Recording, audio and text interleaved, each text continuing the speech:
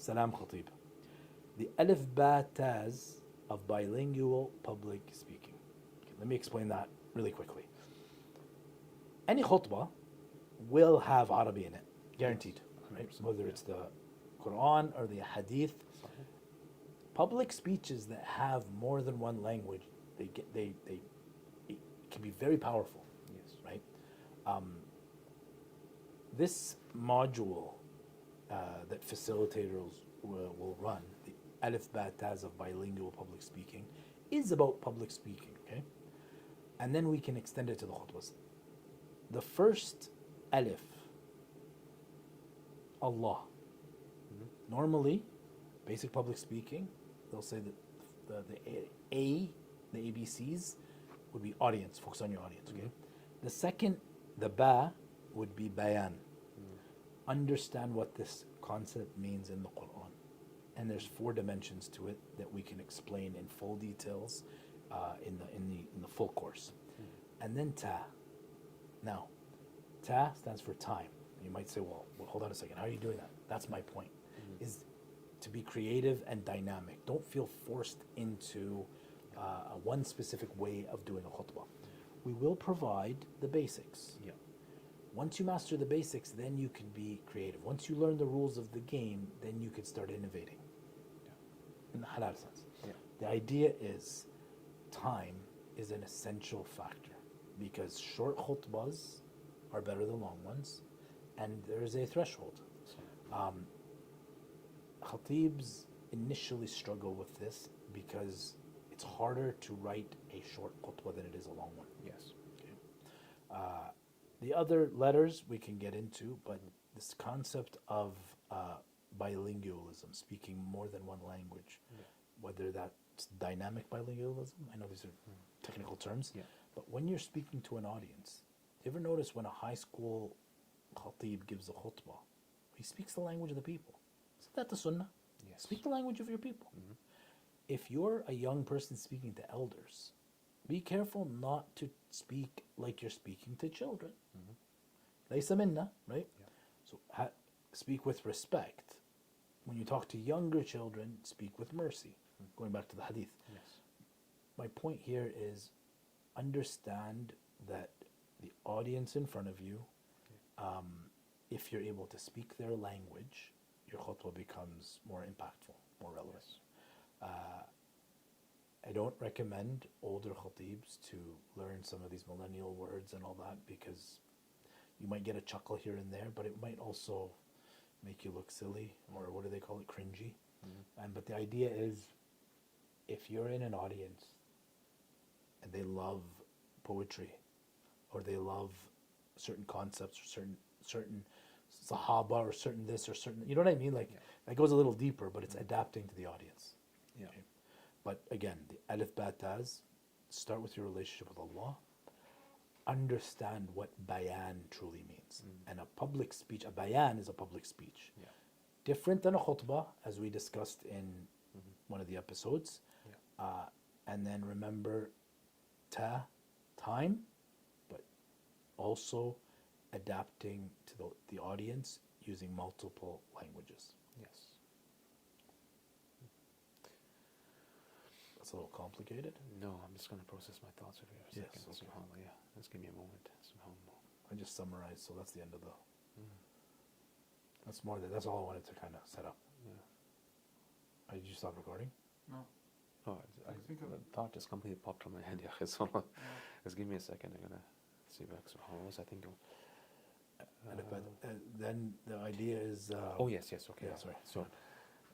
So there's a few things over here, barakallah feekum. In relation to the time, I mean, often we'll be given certain constraints within this time, within that time. That's the worst thing for a khatib. When someone tells you, you must make it from this time to 15 minutes. If someone tells you, you must make the speech 15 minutes, I guarantee you're going to have trouble filling that 15 minutes because you're thinking, okay, is it too short? Is it too long? I need to get the idea. And you want to make it dynamic and beautiful and give a message. So always have in mind the example of Rasulullah sallallahu alaihi wasallam. In the hadith it says that his khutbah was shorter than his salah. What was his salah? His salah was either سبح اسم ربك الأعلى, هل أتاك حديث الغاشية. If I recite those two surahs with tajweed, with a breath after each ayah, that'll be like roughly 10 minutes, 20 minutes altogether. So his khutbah was shorter than that. That's two khutbahs, khutbah al-Jum'ah, so powerful, so impactful, right to the point. And, everyone left so, overwhelmed, and, they took from it a good message. Sometimes his khutbah was Overwhelmed with joy and with joy. motivation, of Yes, course. yes. The exhaustion's kind of gets to When skip it our comes words, to the yeah. psychological concepts, we're always We careful. have to. But then you have at the same time, at times his khutbah be sort of Jum'ah, right? And Surah, Ya Rab, what was it? I forget right now. Ya Allah. Anyways, the variation of these surah would not go beyond 20 minutes. But the khutbah was shorter than that. So your khutbah, if you aim to make it short, you might find difficulty doing that. But if you in the end recognize that I want to follow the example of Rasulullah sallallahu alayhi wa sallam, and you structure your khutbah in a way that makes it easy to remember every single point. The problem is sometimes when we're stuck on a thought and we forget what the next thought is going to be, we begin to fill the time up with fillers. Fillers, yes. And that takes us up completely, of course. I love this point because we can do something practical here. Recite Sabih Isma Rabbika al-A'la and Hal Ataka Hadith al-Ghashiyah in your normal baseline, okay? Yeah. I'm not talking about the long tajweed and everything. Yes. Some of the khatibs are struggling with the tajweed of even al-Fatiha, right? Sahih. So the idea is, of course, that's going to be a resource that we can facilitate, is if you want to correct tajweed and that kind of stuff. We'll get Jamil to do a few. Yes. inshallah. But the idea is,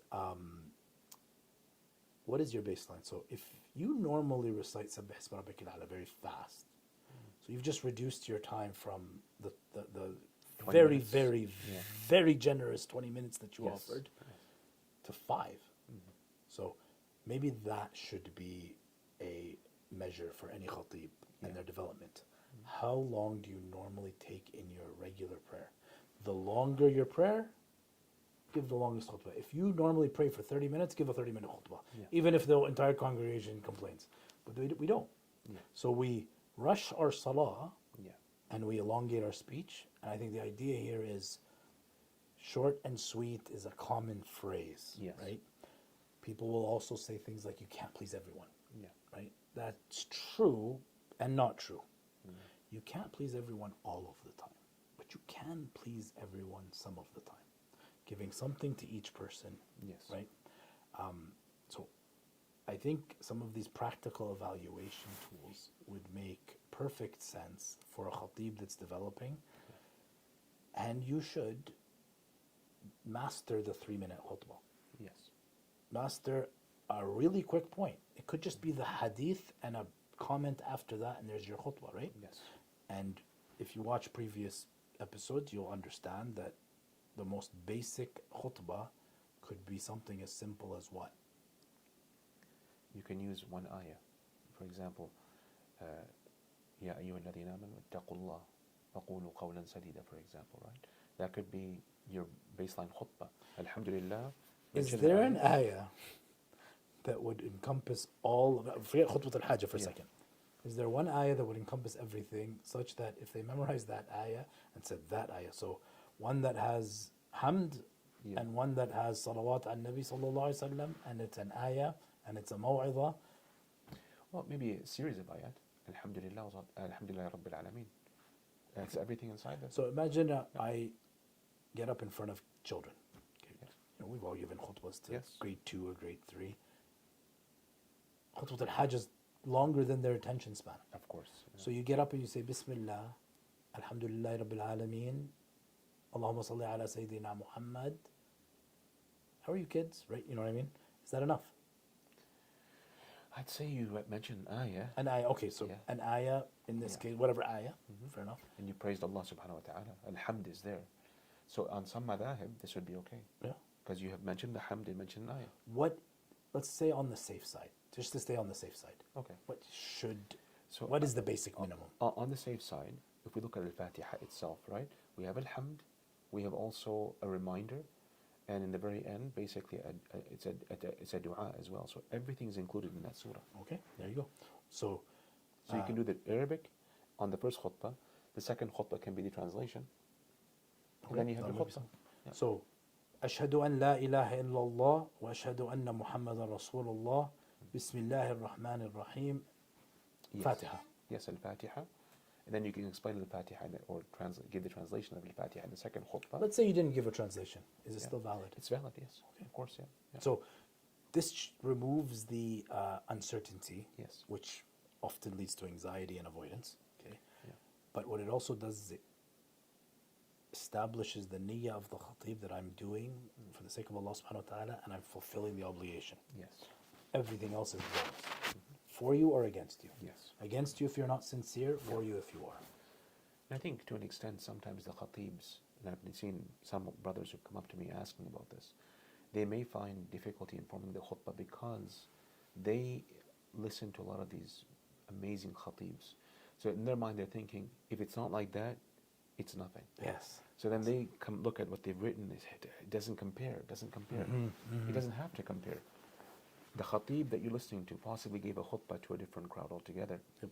You're just seeing the tape, not even the video, but just the audio recording. And That's some khatibs are better public course. speakers than others. Of course. Doesn't necessarily make Yeah. them better khatibs. Yeah. As long as we keep that concept clear, that the khutbah is ibadah. Yes. Public speech is an activity. Anyone can give a public speech. Yeah. Shaitan is True. probably good public speech. He's probably been studying it for so many years to Yeah. misguide people, right? But the idea, my point is, if knowing the people in front of you and loving the people in front of you are taban interconnected, Yes. but at times when you are talking to a specific audience, you need to ask yourself, like, I mean, is what I'm saying potentially offensive to some of them? Right? Now, I'm not talking about, that attitude that you're afraid to say this or that. Yes. But often this is what there's this arrogance to some young people Yeah. that, they want to turn on the Sheikh Kishik mentality. أقول الحق ولو كانت مرة. Okay, Yeah. you're a guest speaker at a mosque, and chances are most people in that room are much more qualified, much more educated, much more sincere. Yeah. We're just the fools that took on the amana for no reason. It's like حملها الإنسان. Yeah. So now I don't mean fools, just in case anybody gets offended by that term, but the idea is it is a huge amana. Yes. And the best approach is to go in with akhlaq Yes. and to ask يعني shura, Yes. and do shura on the topic with the community themselves. Have you ever noticed, though, that very rarely do khatibs collaborate with each other? Yeah. That's actually very rare. And look, to be fair, there are a few instances, but they're rare instances. Yeah. That's it. Especially that, and here we have to differentiate between the local imam who gives the khutbah Yeah. and a volunteer khatib. Yeah. So volunteer khatibs is a category that is very, very common across the North America. Yeah. In the Middle East, no. People don't volunteer khutbahs. These are paid positions, right? Usually. So here we're talking about in North America, it's a different context, and in Europe. It's a different context. Yep. And it comes with a lot of power and responsibilities. But the idea is the volunteer khatib rarely is part of a network, rarely has resources, and I have no doubt in my mind that most beginner khatibs went online and asked, what's a website with ready-made khutbahs? Yes. So instead of doing that, now what are they going to do? They're going to AI it. Yes. Give me a ready-made khutbah on this. So before you do that, let us give you some resources just to make sure that you're not, Yeah. you're not basing all of your work on chance. Yes. Right? Inshallah khair. Jazakallah khair. Walhamdulillahi Rabbil Alameen.